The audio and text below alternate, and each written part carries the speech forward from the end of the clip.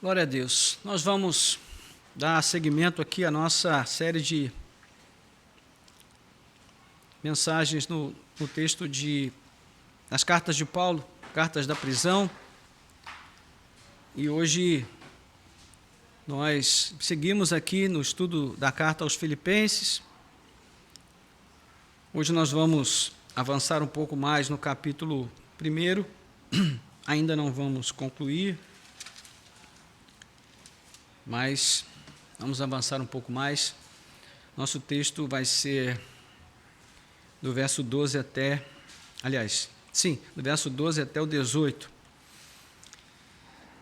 Mas antes de nós lermos o texto, gostaria de pensar com os irmãos, a título de introdução, acerca de estabelecer alvos, metas para as nossas vidas. Quantos aqui têm o hábito de criar metas para si, metas pessoais? Quantos têm o hábito de fazer isso? Poucos, né? Isso não é muito coisa de brasileiro, né? O brasileiro, tipo aquele programa, não sei se existe ainda, é tudo de improviso. A gente vai vivendo assim, meio que de uma maneira, sabor da maré, né? Vamos sendo levados, e aí uma das nossas frases prediletas é aquela que diz assim, depois que chegar lá a gente vê o que faz. Então, por isso também,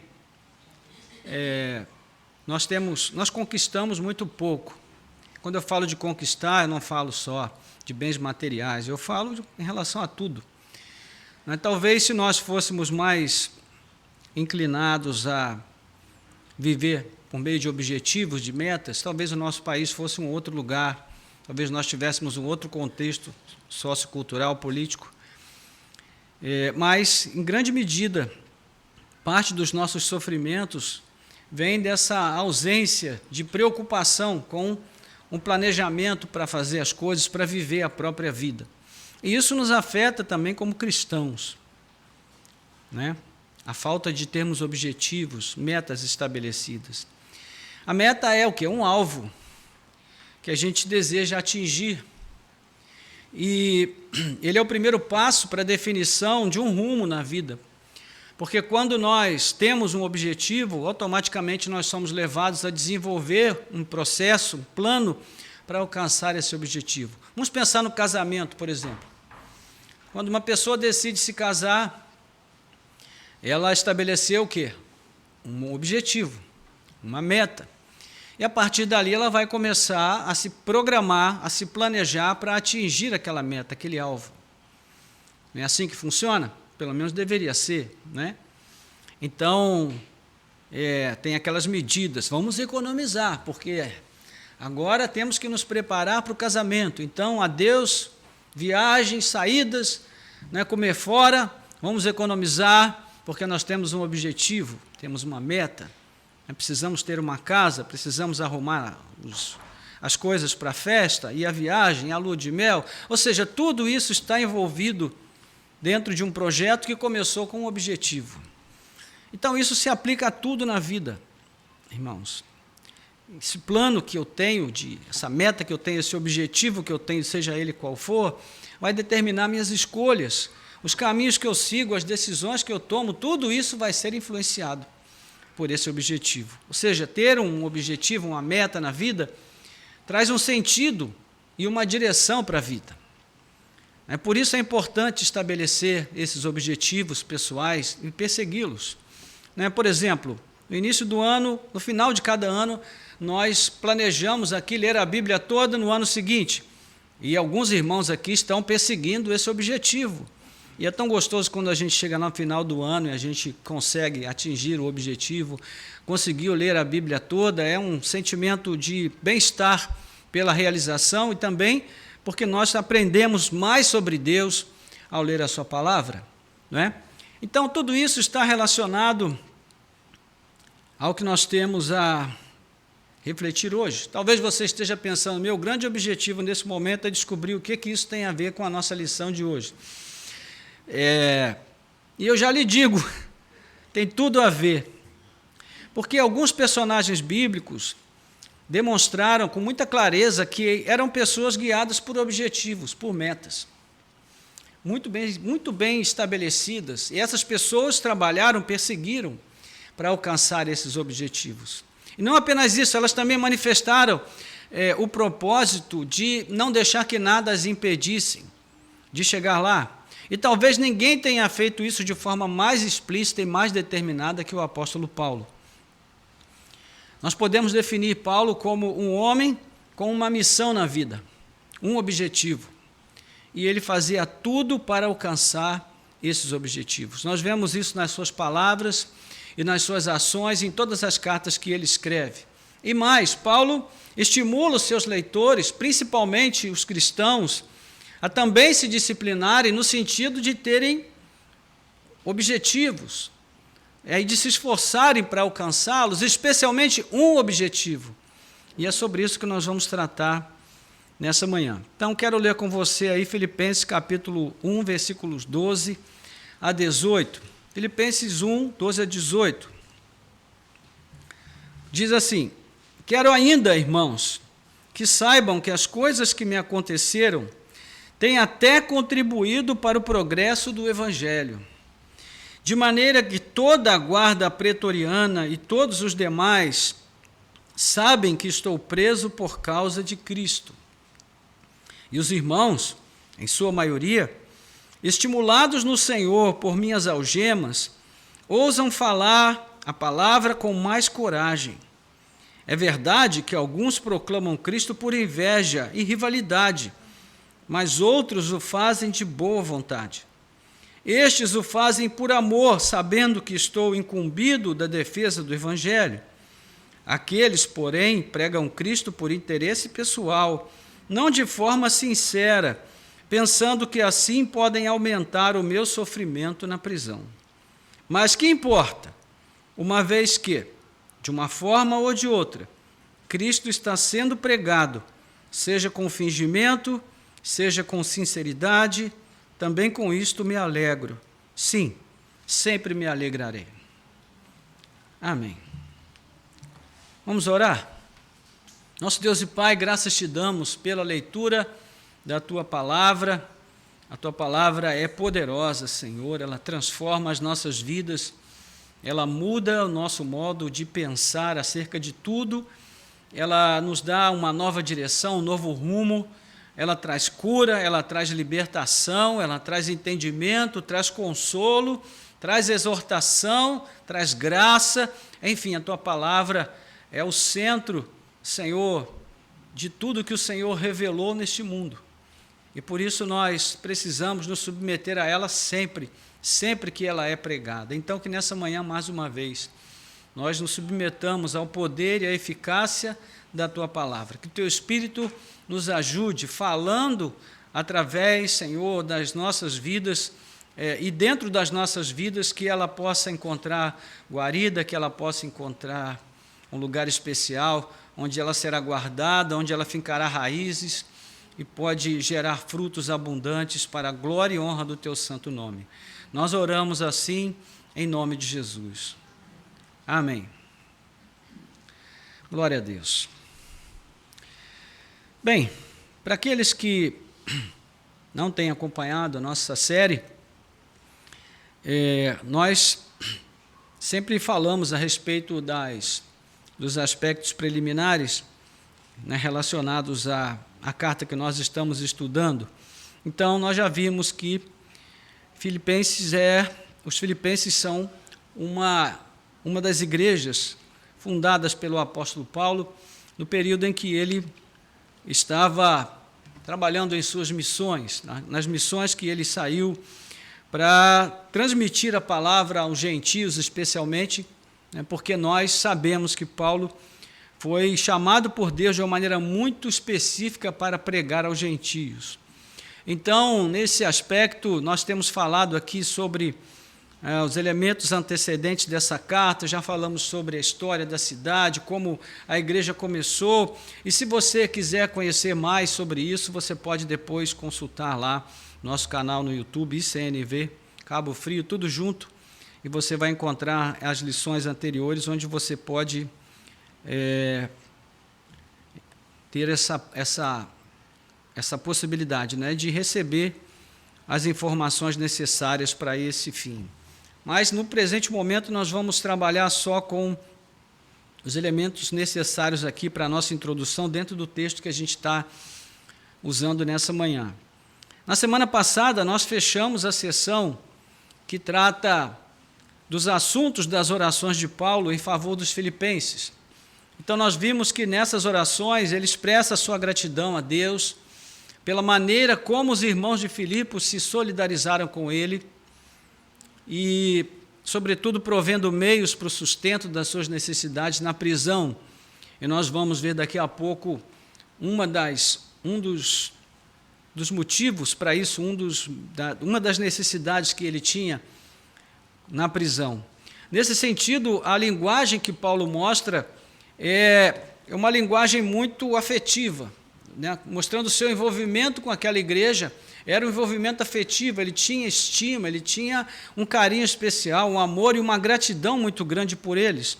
Então, era um relacionamento profundo, e sobretudo porque Cristo mediava a relação entre Paulo e os filipenses, né? Nesse sentido, nós vamos ver que ele tem essa linguagem. Nós destacamos aqui, né, que em todo o texto nós vemos Paulo, Filipenses e Deus, ou seja, tudo está relacionado a essa amizade de Paulo com os filipenses, mas também a maneira como Deus tem mediado esse relacionamento, aproximando, né, tanto Paulo da igreja como a igreja, né, do apóstolo Paulo, embora eles estivessem vivendo em contextos diferentes quando Paulo chega a realmente escrever essa carta para os filipenses. Eles estão afastados, né, por uma distância considerável. Mas Paulo também intercede perante o Senhor pelos irmãos, e ele pede a Deus que o amor deles, que já havia sido demonstrado em sua vida, seja aumentado, né, aumentado pela obra do Senhor, ou seja, que eles aumentassem cada dia mais em amor pela obra de Deus, e que aumentasse neles também a percepção da vontade de Deus, o conhecimento da vontade de Deus, para que eles aprovassem as coisas excelentes e estivessem prontos a receber o Senhor na sua vinda, cheios de frutos de justiça e vivendo para a glória e louvor de Deus. Foi basicamente isso que nós vimos na semana passada. Então, resumindo, os assuntos de Paulo em oração em favor dos filipenses envolviam o profundo afeto, né, que ele sente por eles, o desejo de que eles pudessem cada vez mais ter compromisso com a causa do Evangelho para promover a glória de Deus. Então, o que Paulo desejava para eles era que eles progredissem na fé, no conhecimento de Deus, conhecimento da vontade de Deus, né, e que eles fossem, sobretudo, firmados no propósito de cumprir essa vontade.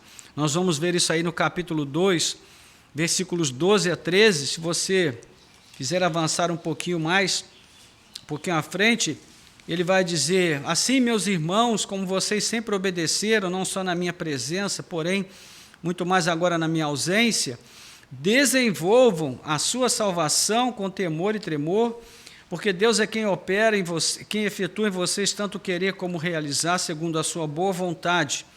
Façam tudo sem murmurações, nem discussões, para que sejam irrepreensíveis e puros, filhos de Deus inculpáveis no meio de uma geração pervertida e corrupta, na qual vocês brilham como luzeiros no mundo. Avançando um pouquinho aí, então Paulo desejava o progresso daqueles irmãos, o desenvolvimento da sua caminhada com Deus, da sua jornada, né, no Evangelho. O progresso da fé, por sua vez, depende do progresso do Evangelho. O avanço da palavra de Deus, alcançando vidas, transformando vidas, nutrindo e guiando a vida do crente a cada dia. Então, tudo isso está relacionado aqui ao que nós vimos na semana passada. E esse é o assunto da porção que nós vamos examinar, quando Paulo vai falar sobre o progresso do Evangelho, numa circunstância em que todos esperavam que isso não acontecesse. né? E para facilitar o entendimento, nós vamos ver primeiro dos versos 12 a 14 e depois dos versos 15 a 18. Ok? Então, nós vamos ver aí nos versos 12 a 14 que Paulo diz: quero ainda, irmãos, que saibam que as coisas que me aconteceram têm contribuído para o progresso do Evangelho. Por que ele diz quero ainda? Porque ele já estava informando os irmãos sobre coisas que eles precisavam saber sobre ele. Agora ele continua trazendo informações, mas agora ele vai falar sobre si mesmo, sobre a sua condição como preso em Roma, preso do Senhor em Roma. Então ele diz: quero ainda, irmãos, que saibam que as coisas que me aconteceram têm até contribuído para o progresso do Evangelho. Quando ele diz que tem até contribuído, o que a gente pressupõe? A gente pressupõe que, para muitas pessoas, a sua prisão teria sido um empecilho para o progresso do Evangelho, teria sido um impedimento, algo que atrapalha a pregação de Paulo. Mas ele diz: olha, saibam que, muito pelo contrário, né, ao contrário de me impedir, ao contrário de ser um empecilho, a minha prisão, o fato de eu estar preso, tem até contribuído para o progresso do Evangelho. De maneira que toda a guarda pretoriana e todos os demais sabem que estou preso por causa de Cristo, e os irmãos, em sua maioria, estimulados no Senhor por minhas algemas, ousam falar a palavra com mais coragem. Então, depois de falar dos assuntos relacionados à sua oração, ele agora vai falar da sua situação. Mas ele não fala de alguma aflição ou de algum sofrimento que ele sente, que ele tem, ou alguma necessidade que ele queira compartilhar com os irmãos. O seu assunto aqui é um só: o Evangelho. Esse é o assunto de Paulo. Então, quando nós olhamos para esse texto, nós vemos que essa era a grande paixão na vida de Paulo: o Evangelho, a pregação do Evangelho, a propagação da palavra de Deus. E a que exatamente Paulo está se referindo aqui, quando ele traz essas palavras? E esse texto é um texto muito controverso entre os comentaristas. Nós vamos seguir aqui aqueles que entendem que Paulo está falando da sua prisão, dos eventos que o levaram a se tornar um preso de Cristo Jesus, como nós já falamos antes e como nós o vimos se definir várias vezes na carta aos Efésios. Paulo não se considerava um preso de Roma, ele se considerava um preso de Cristo, ou seja, para ele, a prisão dele estava diretamente ligada, relacionada ao fato de ele ser um servo de Cristo e de Cristo ser o Senhor da sua vida. Então é a isso que ele se refere quando fala nas versões mais antigas, das minhas cadeias. Por exemplo, na versão Almeida, Revista e Atualizada, se não me falha a memória, é assim que traz o texto: minhas cadeias ou minhas correntes. Mas a Nova Almeida já traduz como prisão. De algum modo, as notícias da sua prisão ou das circunstâncias em que ele foi preso e levado para Roma, haviam afligido os irmãos de Filipos, talvez até o ponto de enfraquecê-los em relação ao engajamento missionário. Por isso, a linguagem usada no início dessa sessão é uma linguagem de defesa. Paulo está defendendo a sua posição como preso por causa do Evangelho. Ele quer assegurar aos filipenses que isso, ao invés de impedir que ele continuasse a pregar, criou para ele um novo campo missionário, uma nova oportunidade para a sua pregação, para que o Evangelho de Cristo se fizesse ainda mais conhecido e avançasse ainda mais. É isso que ele quer dizer com o progresso do Evangelho. A ideia aqui seria de um exército que está conseguindo avançar cada vez mais contra o inimigo, empurrando as linhas inimigas e ocupando cada vez mais território. Essa é a ideia, mais ou menos, que Paulo quer passar aqui com o progresso do Evangelho. O seu interesse qual é? É que a igreja de Filipos entenda que o fato de ele estar preso não deve parecer para eles um obstáculo, e sim uma oportunidade. Ele está preocupado com a saúde da igreja. E o seu propósito é que eles continuem a progredir também, assim como o Evangelho tem progredido. Não é? Que ainda que ele esteja preso ou em liberdade, que a vida dele seja uma vida em progresso. Né? Se você avançar um pouquinho aí no verso 25, você vai ver que ele diz assim, olha, convencido disto estou certo, de que ficarei e permanecerei com todos vocês, para que progridam e tenham alegria na fé. Então essa aqui é a preocupação de Paulo. Ele não está preocupado com o fato de estar preso, ele não está preocupado com o fato, de como essa prisão repercute na vida das pessoas, ele não está preocupado sobre outras questões, sobre as suas necessidades pessoais, sobre o que estão falando dele, sobre o que pensam a respeito dele, ele está preocupado apenas em fazer aquilo que Deus colocou em suas mãos para fazer. Nós vamos dar aqui uma paradinha e pensar um pouco sobre isso, à luz do que nós dissemos na introdução, sobre ter um objetivo na vida, uma meta.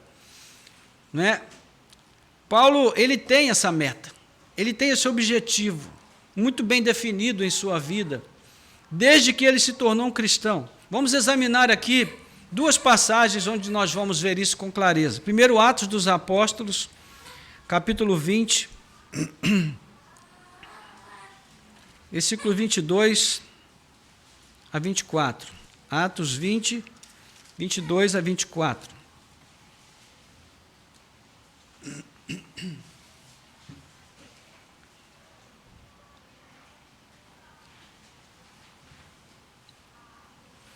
Chegaram lá?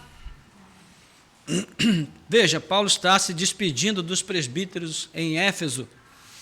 E ele diz assim no verso 22 em diante: agora, impelido pelo Espírito, vou para Jerusalém, não sabendo o que ali vai me acontecer, exceto que o Espírito Santo de cidade em cidade me assegura que prisões e sofrimentos estão à minha espera. Porém, em nada considero a vida preciosa para mim mesmo, desde que eu complete a minha carreira e o ministério que recebi do Senhor Jesus para testemunhar o evangelho da graça de Deus. Aqui está o objetivo de Paulo. É para isso que ele vivia, desde que ele teve o encontro com Cristo, o caminho de Damasco. A sua vida mudou para sempre. Ele já não pertencia a si mesmo, ele agora pertencia ao Senhor. A sua vida era a vida de Cristo. E nós vamos ver também que ao se apresentar como um exemplo de abnegação em favor do triunfo do Evangelho, ele vai dizer algo que tem o mesmo sentido em 1 Coríntios capítulo 9, versículo 23 a 27. 1 Coríntios capítulo 9, 23 a 27.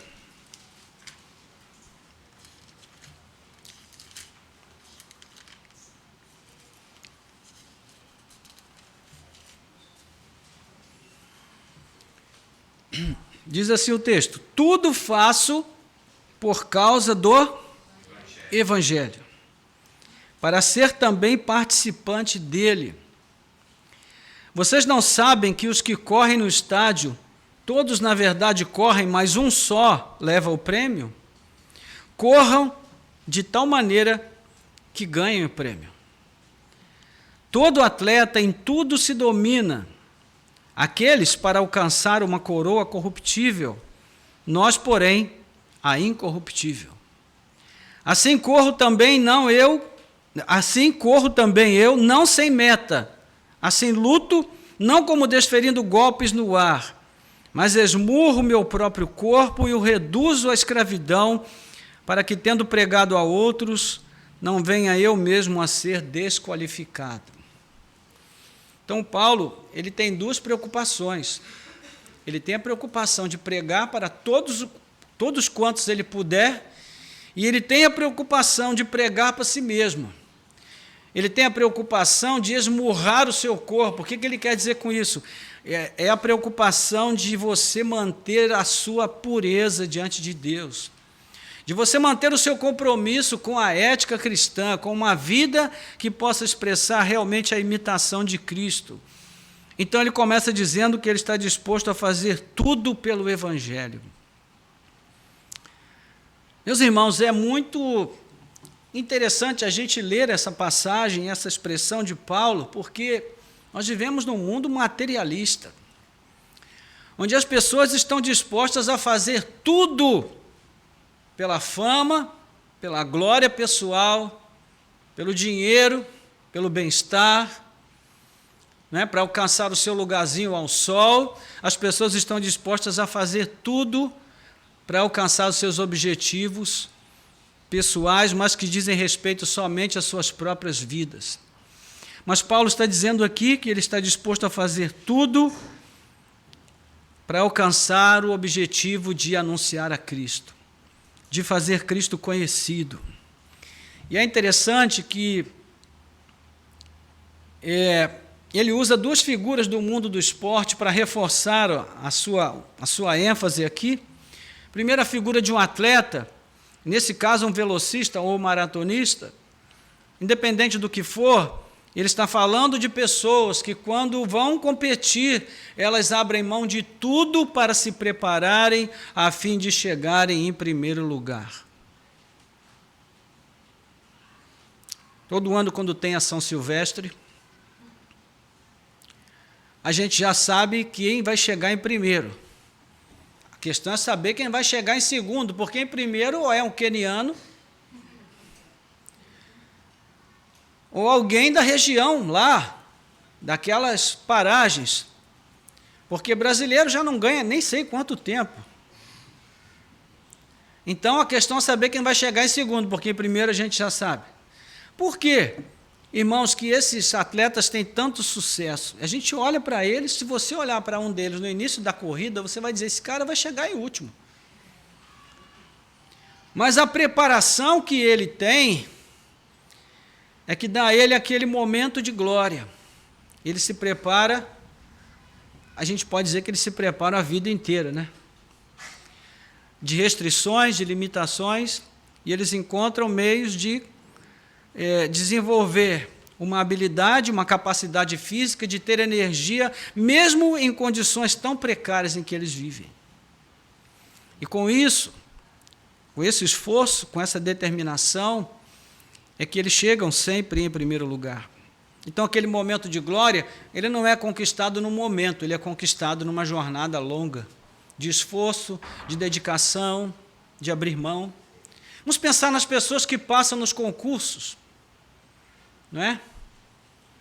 Quem passa em concursos, geralmente, é aquela pessoa que, quando nós estamos nas festas, ela está com a cara afundada nos livros estudando. E aí, né, chega lá aquele irmão mais descolado e fala assim, você não vai para a festa, vai perder. Ele diz, não, eu vou ficar aqui estudando para o concurso. E aí o irmão descolado diz assim, poxa, você está perdendo a sua vida, está desperdiçando a sua vida. Mas aí aquele que estudou, que se esforçou, que se dedicou, que abriu mão das festas, de tantas coisas naquele tempo, quando chega lá na frente ele se forma, fica bem, né, conquista uma carreira de sucesso, aí o irmão descolado fica olhando daqui dizendo, poxa, meu irmão é um cara de sorte.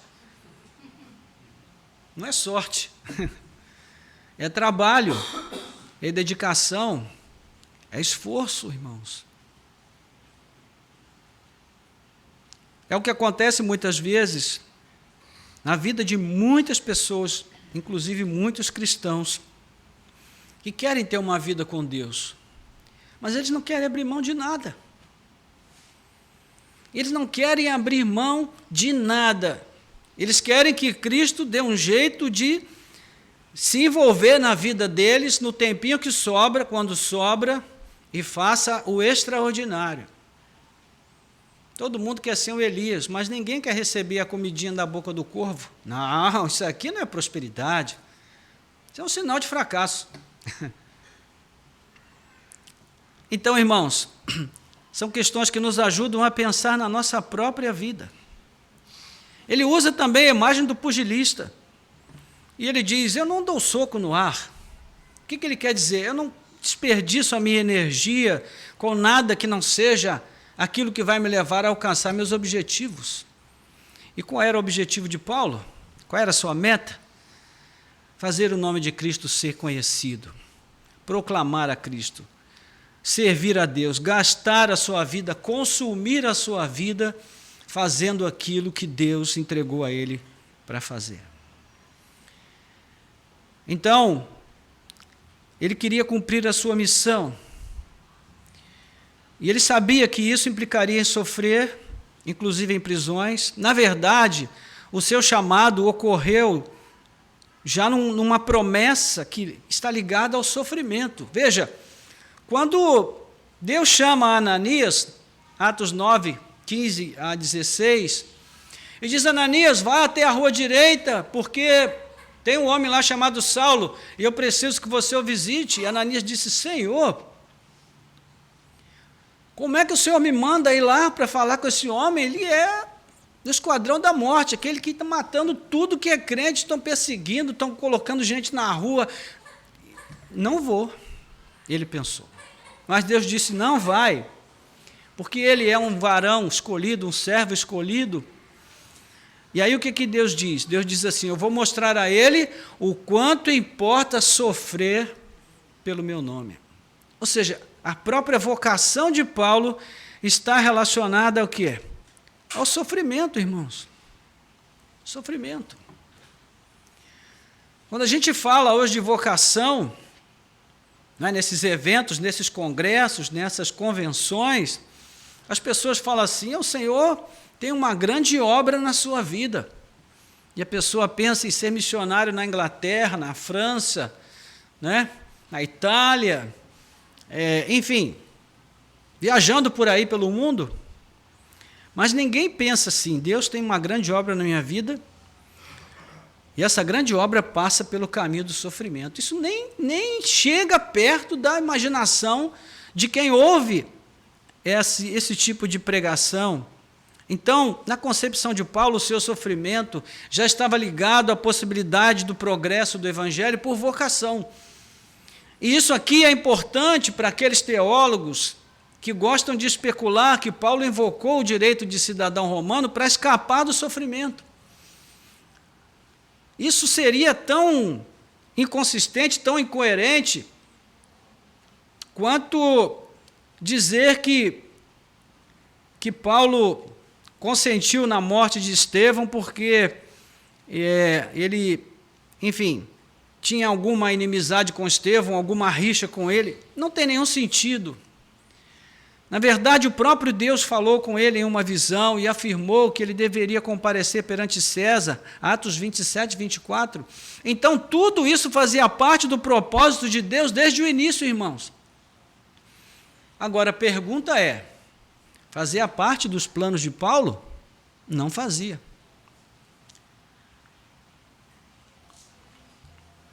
Para onde Paulo queria ir, irmãos? E ele queria ir para a Espanha.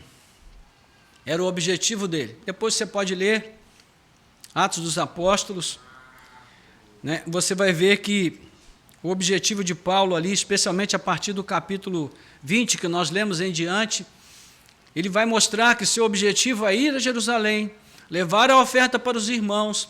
Depois de lá ele pretendia seguir a Roma e fazer de Roma apenas um lugar de parada, e dali ele iria para a Espanha para anunciar o Evangelho aos espanhóis. Esse era o plano de Paulo, mas não era o plano de Deus. A parada de Paulo em Roma era o plano de Deus para ele. Paulo não sabia disso. Então, nem sempre, irmãos, os nossos planos são os planos de Deus. Mas quando o plano de Deus, que não era o plano de Paulo, começa a se materializar na vida dele, o que ele faz? Ele repreende? Ele reclama? Ele se queixa? Não! Ele procura se adaptar ao plano de Deus, porque ele sabe que se alguém tem que se adaptar nessa situação, não é Deus aos planos dele, mas ele aos planos de Deus. E essa, irmãos, é a grande diferença entre viver uma vida realmente comprometida com Cristo e viver apenas uma vida religiosa. colocando Cristo como rótulo. Quando Deus nos chama, irmãos, Ele nos chama com esse pressuposto, que nós façamos tudo para adaptar as nossas vidas aos planos que Ele tem para nós, e não o contrário. Infelizmente, essa teologia que se prega hoje, que já faz sucesso aí há tantas décadas, ela tem nos ensinado que Deus existe para cumprir todos os nossos caprichos, e Ele tem que se adaptar às nossas vontades. Mas isso é uma mentira, irmãos, isso é uma heresia. Então, além de todos esses motivos, né, que legitimam o ministério em cadeias do apóstolo Paulo, ele ainda vai apresentar os resultados que atestam o quanto a prisão em Roma contribuiu para o avanço do Evangelho. E ele apresenta 3 desdobramentos aqui, que são os resultados diretos do fato de ele estar preso lá. Nós vemos aí nos versos 13 e 14, que ele vai dizer que, primeiro, ele diz que toda a guarda pretoriana ouviu o testemunho de Paulo. Toda a guarda pretoriana ouviu o testemunho do Evangelho por intermédio dele. Paulo demonstrou a eles que ele estava preso por causa do seu comprometimento com Cristo. Ele não havia cometido nenhum crime. Ele era um preso político aguardando julgamento sem ter cometido crime algum. No entanto, essa foi a maneira que o Senhor escolheu para fazer com que a guarda pessoal do imperador também ouvisse o Evangelho. A guarda pretoriana era a guarda pessoal do imperador. Então, Paulo estava em prisão domiciliar e tinha sempre um guarda preso a ele, e essa guarda tinha revezamento por turno a cada 4 horas. Então, muitos soldados ouviram Paulo pregando e ensinando em primeira mão o Evangelho na sua casa. Não temos notícia da possível conversão de algum soldado, mas essa não é a questão. O importante é pregar e fazer Cristo conhecido. A conversão é um assunto exclusivo de Deus. Não cabe a nós. Deus nunca nos mandou converter ninguém. O que Ele nos manda é pregar. Às vezes a gente não prega porque a gente pensa assim, eu não vou pregar para essa pessoa porque ela nunca vai se converter. Mas Deus não mandou a gente converter ninguém. Ele nos mandou pregar. Ele não vai nos cobrar pelo fato de nós não termos convertido uma pessoa. Nós podemos ser cobrados pelo fato de não termos pregado, porque isso Ele nos mandou fazer.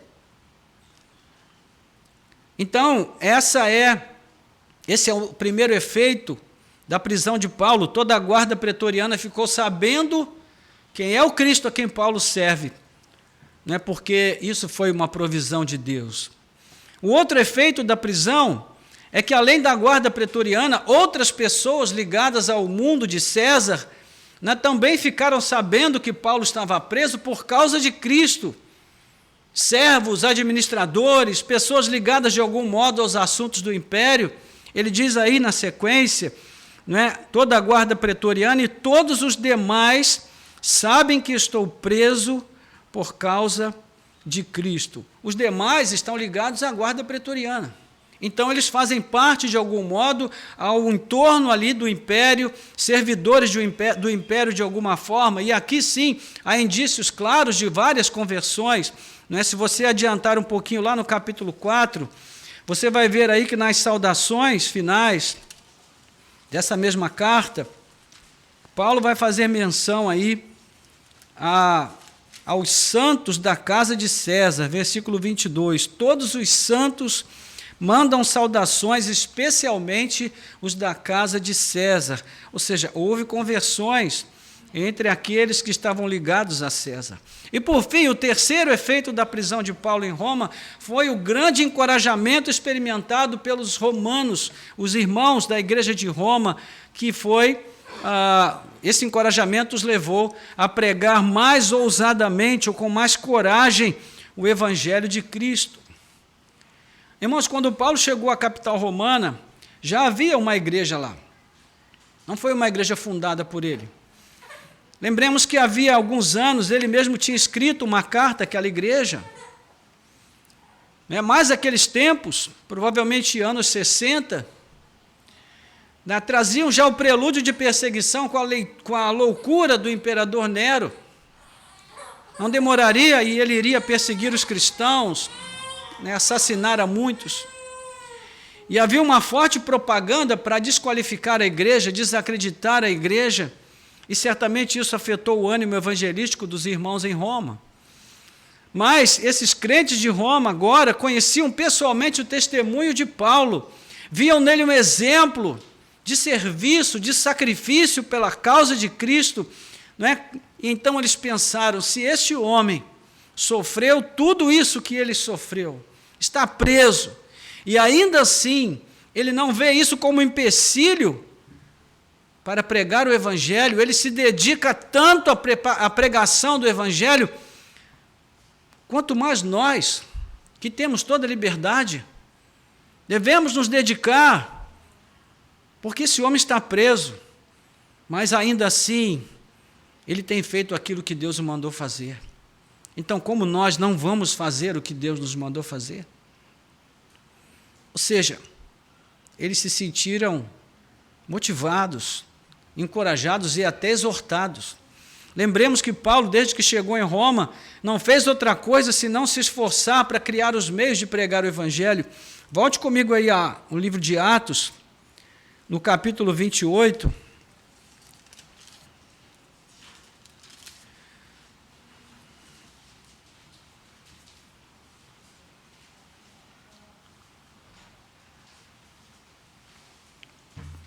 A partir do verso 16 ao 20, depois 30 e 31. Uma vez em Roma, Paulo recebeu permissão para morar por sua conta, tendo em sua companhia o soldado que o guardava. 3 dias depois, ele convocou os principais dos judeus, convocou os principais dos judeus. Irmãos, 3 dias depois que ele tinha chegado em Roma. 3 dias. Não deu nem para descansar direito. A primeira coisa que ele fez foi convocar os judeus para dar testemunho de Cristo. Então, diz aí o texto: meus irmãos, apesar de nada ter feito contra o povo ou contra os costumes paternos, vim preso desde Jerusalém, entregue nas mãos dos romanos. Estes, depois de ter me interrogado, quiseram soltar-me, porque não encontraram em mim nenhum crime passível de morte. Diante da oposição dos judeus, fui obrigado a apelar para César, não tendo eu, porém, nada de que acusar o meu povo.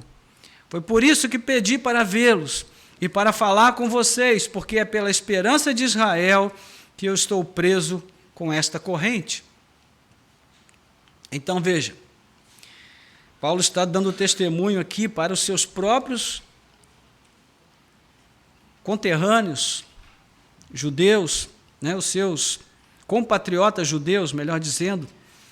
E aqui no verso 30 e 31 nós vamos ler assim: durante 2 anos Paulo permaneceu na sua própria casa, que tinha alugado, onde recebia todos os que o procuravam. Pregava o reino de Deus e com toda a ousadia ensinava as coisas referentes ao Senhor Jesus Cristo sem impedimento algum. Então essa era a condição de Paulo. Ele morava numa casa alugada, mas era uma prisão domiciliar. Ele tinha um soldado preso a ele 24 horas por dia. E é certo que a visita de Epafrodito, levando a oferta dos filipenses, serviu para custear as despesas, como as despesas de aluguel, alimentação e outras necessidades nesse contexto de prisão domiciliar. Mas, para surpresa de Paulo, esse despertamento do fervor na pregação acabou produzindo 2 efeitos diferentes, um positivo e outro negativo. É o que nós vamos ver aí nos versos 15 e 17. Ele diz: é verdade que alguns proclamam Cristo por inveja e rivalidade, mas outros o fazem de boa vontade. Estes o fazem por amor, sabendo que estou incumbido da defesa do Evangelho. Aqueles, porém, pregam Cristo por interesse pessoal, não de forma sincera, pensando que assim podem aumentar o meu sofrimento na prisão. Mas que importa, uma vez que de uma forma ou de outra Cristo está sendo pregado, seja com fingimento, seja com sinceridade, também com isto me alegro. Sim, sempre me alegrarei. Então, aqui já estamos caminhando para a conclusão da nossa mensagem, mas é muito importante que a gente preste muita atenção neste ponto, porque aqui nós temos duas motivações diferentes. O texto está falando de dois grupos que estão ligados ao verso 14. Os dois grupos fazem parte da igreja de Roma, os dois grupos são cristãos, né? É formado por cristãos. Os dois grupos ouviram o testemunho, souberam do testemunho de Paulo, tomaram conhecimento do que havia acontecido com ele, e os dois grupos foram motivados a pregar com mais ousadia, com mais determinação. Eles foram estimulados pelas algemas de Paulo. Os dois grupos estão pregando o Evangelho com mais coragem. São formados por cristãos, estão pregando a Cristo, o Evangelho genuíno. Então, qual é a diferença entre eles? A motivação. Vamos tentar colocar isso em um esquema para facilitar a compreensão. Primeiro, nós temos o grupo dos sinceros, que querem fazer Cristo conhecido. Então, o verso 15, parte B, diz que eles pregam de boa vontade. Isso quer dizer o quê? Que eles pregam com boa motivação. Que eles estão pregando com o objetivo de glorificar a Cristo, de fazer Cristo conhecido, de alcançar o coração de pessoas, de salvar pessoas, e também de cooperar com o ministério de Paulo enquanto ele está na prisão. Porque eles sabem que ele está ali por causa do Evangelho. Não é como ele diz aqui, pela defesa do Evangelho. Então, seja, eles estão fazendo isso com motivação boa, positiva, de boa vontade. Mas eles também estão fazendo por amor. Versículo 16, primeira parte. Estes o fazem por amor, sabendo que estou incumbido da defesa do Evangelho. Então, é uma outra virtude dos sinceros. Eles pregam de boa vontade, com boa motivação, com desejo de glorificar a Cristo, e eles também fazem isso por amor. Não há interesse pessoal, não existe ambição por glória pessoal. Eles fazem isso porque eles amam a Deus, porque eles amam o apóstolo Paulo. Então, veja como a motivação é importante para as coisas que nós fazemos para Deus. Não basta fazer, a gente precisa saber por que está fazendo. Mas tem o outro grupo dos insinceros, que eles querem não fazer Cristo conhecido, mas eles querem se fazer conhecidos. Veja que verso 15, primeira parte, diz que eles pregam por inveja e rivalidade. Eles têm inveja, e eles querem rivalizar com alguém. Mas eles também pregam por interesse pessoal, por falsa modéstia, versículo 17, primeira parte. E por fim, eles pregam com objetivos perversos, verso 17, segunda parte. Então, qual era o problema desse segundo grupo? Era a forma como eles pregavam? O método que eles utilizavam? Não. Eles estavam anunciando a Cristo pela forma correta, que é por meio da pregação. E eles estavam proclamando o evangelho correto, que é o evangelho de Cristo. Então, não era a forma nem a mensagem. Paulo vai dizer aqui que eles pregavam Cristo. Era o evangelho. Então, nós já temos que descartar a hipótese de Paulo estar falando dos judaizantes que vão aparecer lá no capítulo 3, mas não aqui. As pessoas citadas aqui são membros da igreja de Roma, como nós já falamos, parte das várias congregações domésticas espalhadas pela cidade. Então, nós precisamos nos concentrar no quê? Na motivação. É isso que estava errado. É isso que também nos ajuda a identificar sobre quem Paulo está falando. E nós vamos ver isso seguindo aqui um passo a passo. Primeiro, Paulo disse que eles pregavam por inveja e rivalidade. Primeiro, inveja de quem? De quem que eles tinham inveja, irmãos?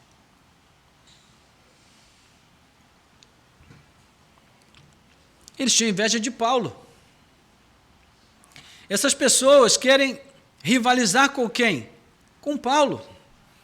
Querem competir com ele porque essas pessoas o invejam. Em que sentido?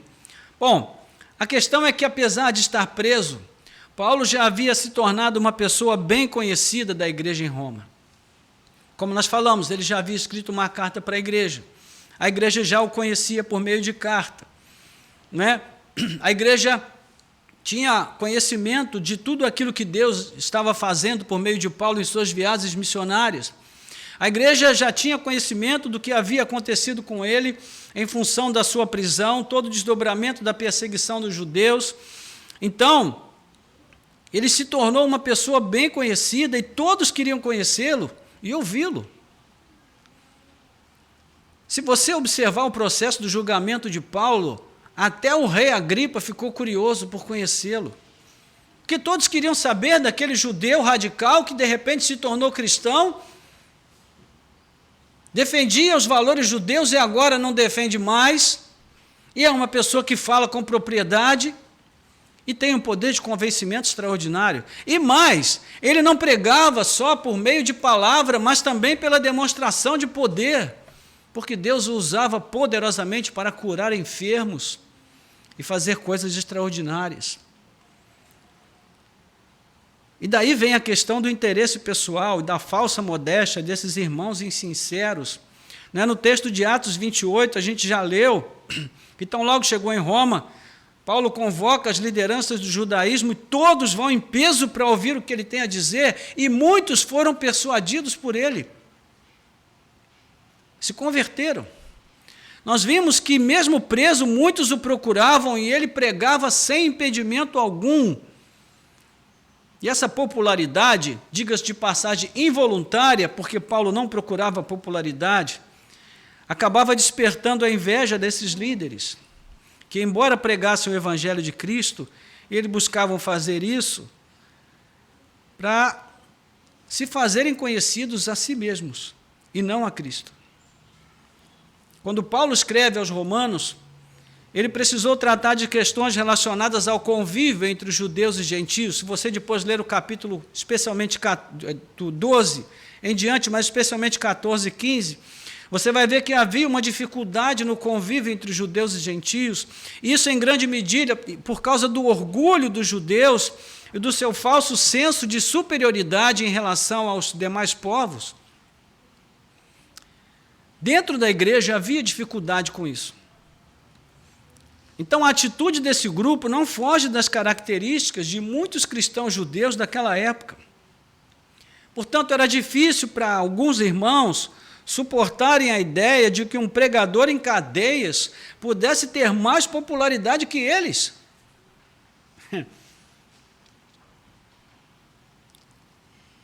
Imagine isso.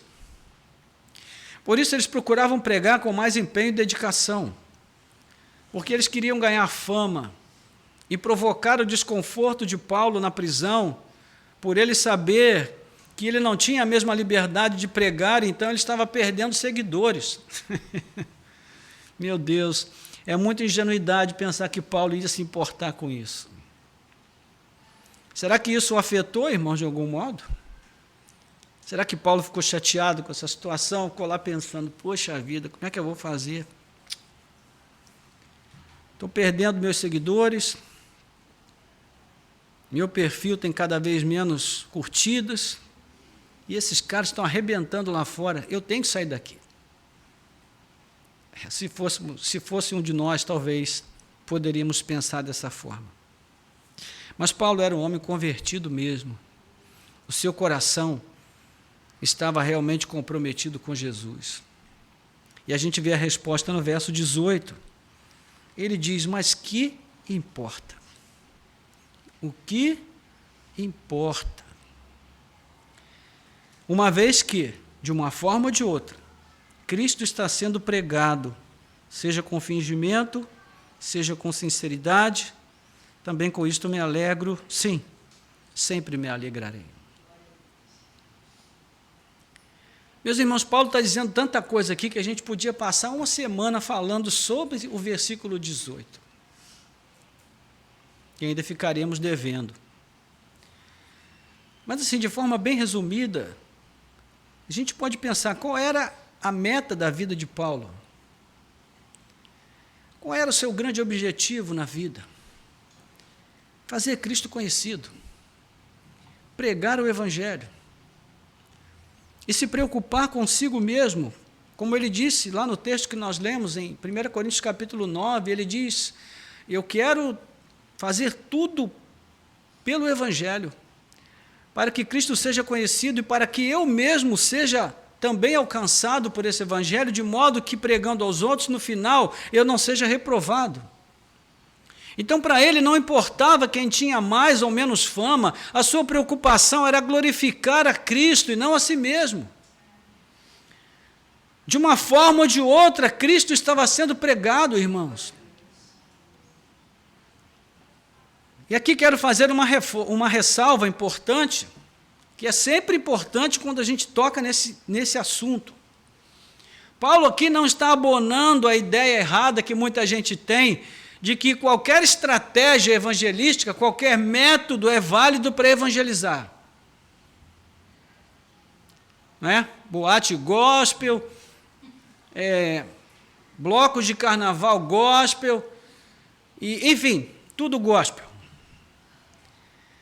Paulo não está falando sobre isso, irmãos. Ele não está falando sobre método, ele não está falando sobre estratégia missionária, não é isso que ele está ensinando aqui. Lembremos, o problema não era nem o método, nem a mensagem, era a motivação. É a motivação que ele está julgando aqui. Então, veja, isso mostra que Paulo não está legitimando o método. Qualquer método serve.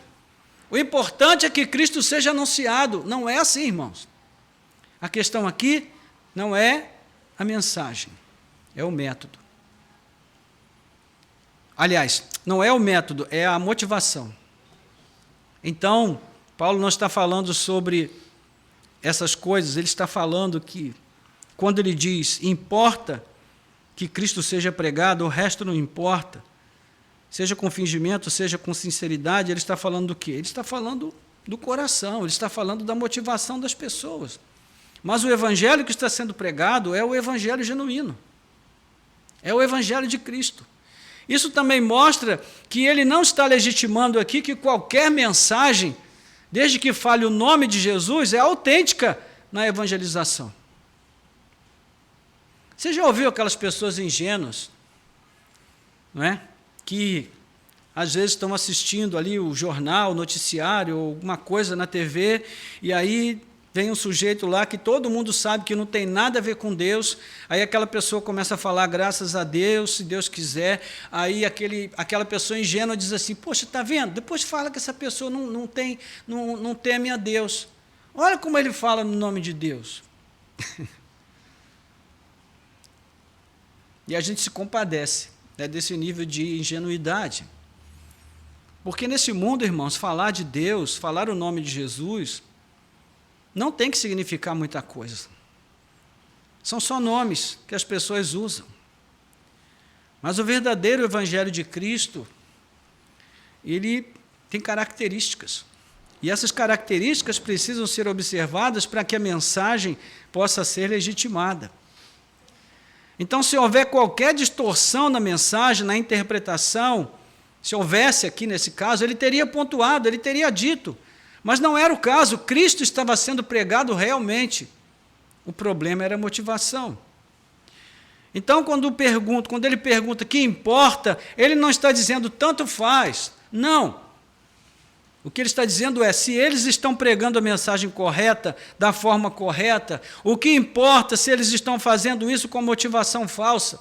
Eles é que vão se ver com Deus no final. Mas o evangelho está sendo pregado, esse é o alvo. Não a minha satisfação pessoal, o meu desejo pessoal, o cumprimento da minha vontade, isso não importa, o que importa é Cristo, Cristo é o que importa. Amém. E ele termina dizendo, com isto eu me alegro. Isto o quê? Ele está falando do quê? O fato de Cristo estar sendo pregado.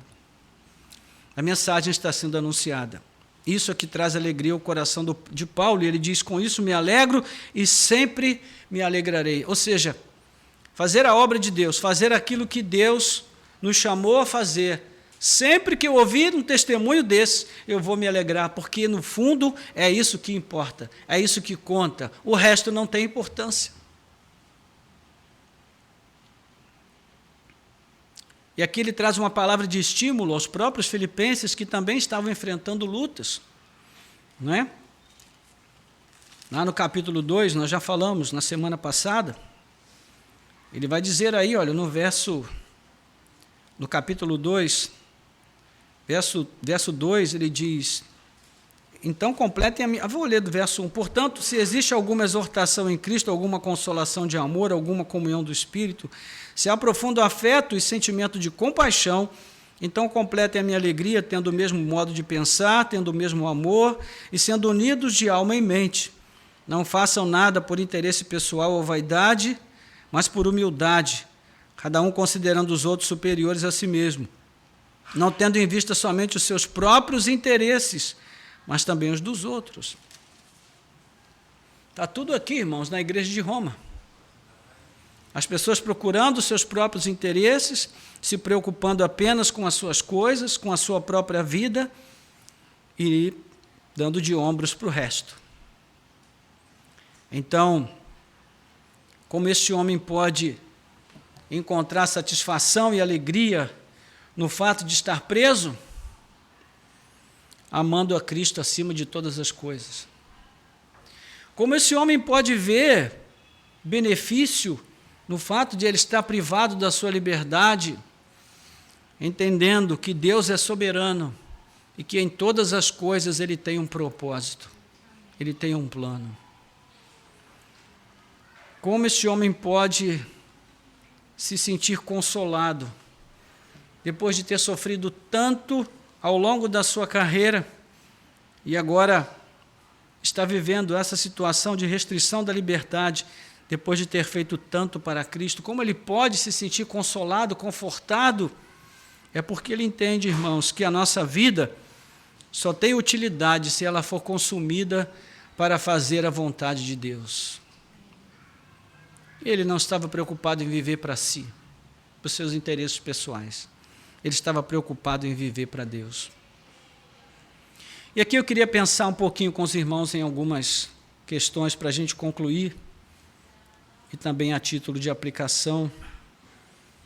E a primeira delas, irmãos, é pensar sobre a nossa própria situação, diante de tudo que nós temos aprendido nesta manhã, sobre tudo que nós temos pensado.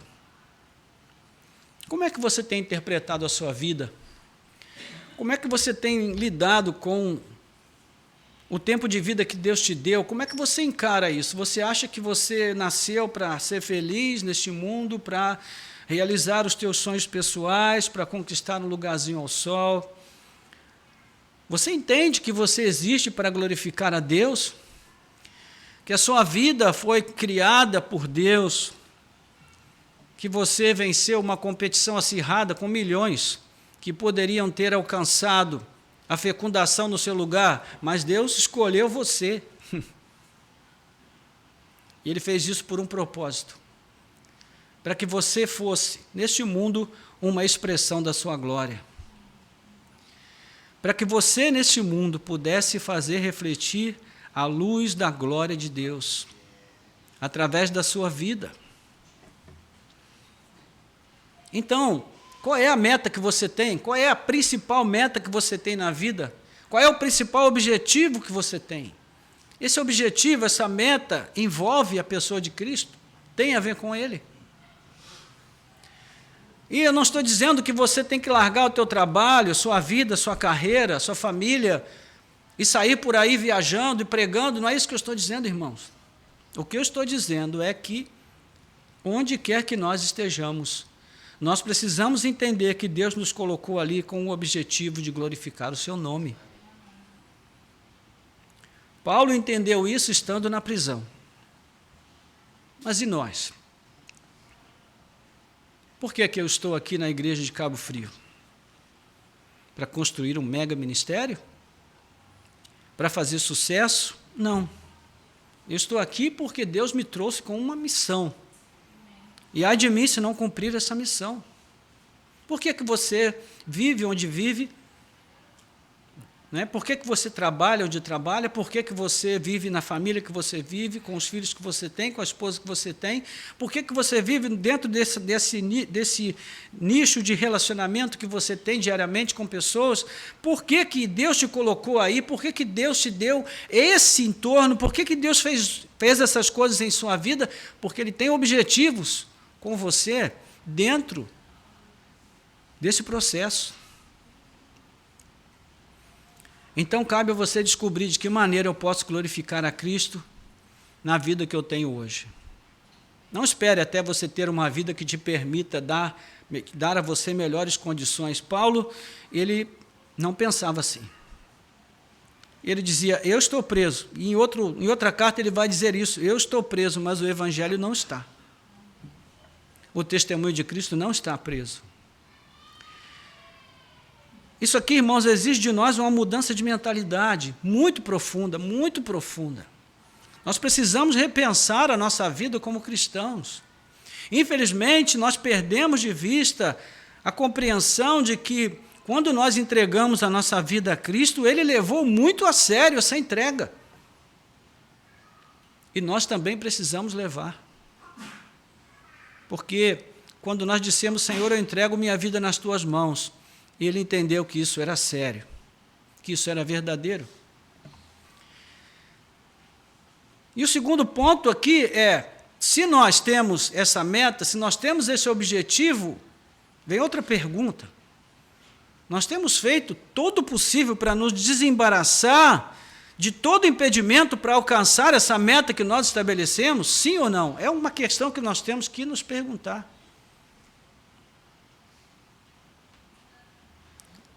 De que maneira nós temos trabalhado para isso? Como atleta que pretende chegar para ganhar o prêmio, Paulo diz isso no texto que nós lemos no capítulo 9, ele disse, todos correm, mas só um leva o prêmio. E aí, quando todos pensam que Paulo está desenvolvendo ali uma ideia de individualismo, ele diz para os irmãos, corram, todos vocês, para alcançar o prêmio. Cheguem todos em primeiro lugar, ou seja, se esforcem todos igualmente para não serem reprovados no final. E eu digo, meus irmãos, essa deve ser a nossa maior meta e o nosso maior objetivo na vida. Não sermos reprovados no fim. Participarmos do Evangelho, servirmos a Deus com as nossas vidas, com os nossos talentos, com a nossa inteligência, com os nossos bens, mas sim, com os nossos sofrimentos. Com os nossos sofrimentos. Eu tenho um livrinho pequenininho que se chama As Orações do Povo de Deus através dos Tempos. E esse livro me faz... põe minha cara no chão muitas vezes. Porque eu vejo homens de Deus no passado que fizeram tanto mais do que nós, do que a nossa geração, orando de uma tal forma e dizendo a Deus, Senhor, eu te peço saúde, mas se a minha doença te glorifica, louvado seja o teu santo nome. Quem pode orar assim, irmãos? Quem pode orar assim? Quem tem o coração realmente transformado? Aquele cujo coração tem um trono, e nesse trono, o único que se assenta é Jesus Cristo nosso Senhor. A segunda questão que eu quero pensar com os irmãos é sobre o quanto a igreja é imprevisível. Veja, essa igreja de Roma era uma igreja que experimentava contato com pessoas que estavam muito próximas de Jesus. Quando Paulo estabelece para ele a meta de viver para a glória de Deus, o que ele está fazendo é imitar a Cristo. No capítulo 17, na oração sacerdotal, no livro de João, Jesus fala, Pai, chegou a minha hora, então glorifica a ti mesmo, como eu te glorifiquei, glorifica-me assim como eu te glorifiquei entre os homens. Então, a vida de Jesus foi uma vida vivida para glorificar o Pai. E Paulo imitava Cristo. E esses irmãos, em grande medida, procuravam imitar aqueles que imitavam a Cristo, porque eles tinham essa relação muito próxima com pessoas que viveram muito perto de Jesus. Agora imagina, depois de 2000 anos, como esses valores se perderam, como esses conceitos diminuíram de tamanho, de importância para nós, e o quanto nós precisamos avançar para conquistar o mínimo de compreensão, de tal maneira que as nossas vidas sejam realmente transformadas pela palavra de Deus, e nós possamos começar a olhar para nós mesmos e as nossas vidas com um outro ponto de vista. Porque a igreja, se no primeiro século acontecia isso, imagine hoje. A igreja, meus irmãos, como dizia um santo de Deus do passado, ela é santa e profana, ela é justa e pecadora. Ao mesmo tempo que ela pode apresentar frutos que podem apontar realmente para Cristo, de justiça, de retidão, de verdade, de santidade, ela também pode apresentar frutos de iniquidade extrema. Veja, Paulo está dizendo que irmãos que estão dentro da igreja pregam o evangelho por interesses baixos, pequenos. Então, quando você vê isso acontecendo hoje, meu irmão, não estranhe, porque isso já acontecia no primeiro século, de pessoas pregando o evangelho com interesses baixos, pequenos, medíocres, procurando fazer com que, ao invés de Cristo seja conhecido, que essas pessoas fossem conhecidas. Ele fala aqui de pessoas que sentem inveja, pessoas que sofrem com problema de rivalidade e querem rivalizar, ou seja, elas querem tomar o lugar de alguém, elas querem estar acima de alguém, à frente de alguém. E se você olhar direitinho lá na lista dos pecados da carne, no livro de Gálatas, na carta aos Gálatas, você vai ver que a inveja, ela faz parte daquela relação de pecados, de impurezas, de desejos maus do coração humano. Então a gente pergunta, como pode um cristão sentir essas coisas? Somos de carne e osso, irmãos. Então precisamos estar o tempo todo vigilantes para que o nosso coração não dê lugar a estes sentimentos e desejos maus, para que o que fizermos para Deus nós façamos inteira e somente para a sua glória e para o seu louvor. E por fim, irmãos, que nós possamos pensar acerca não apenas de qual tem sido a nossa motivação, não apenas de qual tem sido o nosso projeto, o nosso objetivo na vida, mas também pensar sobre o que tem trazido alegria ao nosso coração, o que é que nos alegra. O que alegrava o coração de Paulo era glorificar a Deus por meio da pregação do Evangelho. Servir a Cristo, servir a Deus, era isso que trazia ao coração dele alegria, sempre. Outra pergunta que nós precisamos nos fazer, o que é que tem trazido alegria ao meu coração? A alegria do Evangelho é suficiente para mim, ou eu preciso de outras coisas que trazem outras formas de alegria e contentamento, mas que entristecem o coração de Deus? É uma outra questão que a gente também precisa refletir. Então, que Deus possa falar melhor aos nossos corações. O Espírito Santo nos convença, através da ministração da sua presença em nossas vidas, que a vontade de Deus se realize, se materialize em nós através de palavras e ações. Nós possamos rever, irmãos, as nossas metas e objetivos para a vida. Nós nascemos para a glória de Deus. Nós existimos para a glória de Deus. E se isso não é uma realidade nas nossas vidas, é porque nós estamos roubando a Deus daquilo que pertence a Ele. Vamos orar, curva a sua cabeça. Nosso Deus e Pai, em nome de Jesus, nós queremos te agradecer por esta manhã de aprendizado, de crescimento. E mais uma vez a Tua palavra lança luz aos porões da nossa alma.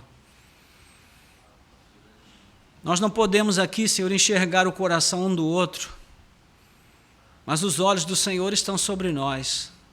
e ele percorre toda a terra, ele percorre tudo, ele penetra no mais íntimo de cada um de nós, ele sabe o que está em nossos corações.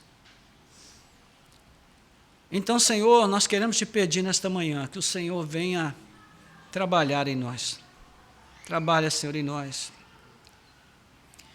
Ajuda-nos, ó Deus, a reaver e a reavaliar a nossa própria vida.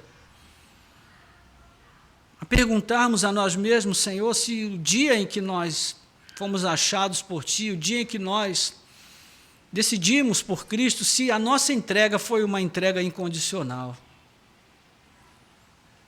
Ou se nós guardamos um pouco para nós mesmos, estabelecendo projetos de vida, ó Deus, metas e objetivos que têm tudo a ver com tudo menos com Cristo. E o nosso caminho, Senhor, tem sido um caminho tão acidentado, porque Jesus não é o nosso capitão, não é Ele que vai à frente das nossas vidas. Portanto, o nosso caminho é um caminho sinuoso, é um caminho difícil, que oferece riscos, perigos, e muitas vezes nós temos tropeçado. E mesmo quando queremos fazer a Tua vontade, não temos força, não temos poder para fazer isso. Talvez, Senhor, porque não é esse o nosso objetivo, não é essa a nossa meta, não é esse o nosso alvo. É muito fácil para nós, Senhor, cantar, meu alvo é Cristo, mas é tão difícil transformar, ó Deus, isso em verdade, em motivação. Não podemos fazer sozinhos, precisamos da ajuda do Senhor, da Tua graça. Trabalhe em nós, Senhor. Tira toda a vaidade dos nossos corações, tira toda a inveja, todo o ciúme, toda a rivalidade, esses sentimentos pequenos, mesquinhos, Senhor, que sabotam, Senhor, a missão que o Senhor nos entregou a realizar. Coloque em nós um coração verdadeiramente convertido, transformado, Senhor, que Te ama acima de tudo, é além de todas as coisas. Ajuda-nos, ó Deus, a buscar a motivação correta, para entendermos, ó Pai, que o lugar onde o Senhor nos colocou é ali mesmo que o Senhor quer que a nossa luz brilhe, porque não é nossa, a luz de Cristo que está em nós, que deve brilhar, Senhor, ali onde nós fomos colocados. Nosso maior campo missionário, Senhor, é onde nós estamos agora, dentro do nosso lar, do nosso trabalho, com os nossos companheiros, com as pessoas com quem nos relacionamos, com os nossos filhos. E se nós não pregarmos o Evangelho aí, se nós não anunciarmos a Cristo nesse contexto, Senhor, então, Pai, tudo mais não é verdade. A ilusão que nós perseguimos, que não adianta pregar a todo mundo e não ter, Senhor, o testemunho da nossa própria família de que nós somos convertidos de verdade. Então, perdoa-nos, ó Deus, a nossa ingenuidade, a nossa infantilidade, a nossa imaturidade, a falta de sinceridade nos nossos corações para contigo, Senhor. E permita, ó Deus, que na nossa caminhada, a nossa grande alegria, a nossa grande satisfação seja glorificar o Teu nome, exaltar a Cristo através da pregação, do testemunho, da vida, das palavras e, quem sabe, até do silêncio. Exaltar a Cristo, exaltar a Cristo, exaltar a Cristo, glorificar o Seu nome, que assim como nós cantamos, Cristo seja o centro das nossas vidas, ó Pai. Que Ele não viva na periferia da nossa vida, mas que Ele seja o centro. E que isso determine, Senhor, as nossas ações, as nossas escolhas, as nossas decisões, a direção para onde apontamos o nosso caminho, que tudo isso seja determinado pela presença de Cristo no centro da nossa vida, como a pessoa principal e a única que realmente importa, ó Deus, independente de qualquer coisa e acima de qualquer coisa. Nós Te pedimos que o Senhor nos dê graça para que nós sejamos compassivos e misericordiosos com as falhas da tua igreja no nosso tempo, que são muitas. Mas que nós não estejamos tão preocupados com essas falhas, que nós consigamos nos alegrar, ó Deus, quando o Evangelho é pregado, independente da motivação, que nós consigamos nos alegrar em olhar também para muitas pessoas sinceras e verdadeiras que estão fazendo a tua obra com motivação correta, que seja esse o nosso foco, e que com isso nós nos alegremos também. Que as tristezas, ó Pai, que nós vemos no meio do povo de Deus, não sejam maiores que as alegrias que temos de ver o que o Senhor está fazendo entre nós e na vida do teu povo ainda nos nossos dias. Nós oramos assim, ó Deus, com gratidão, em nome de Jesus. Amém. Amém. Louvado seja Deus.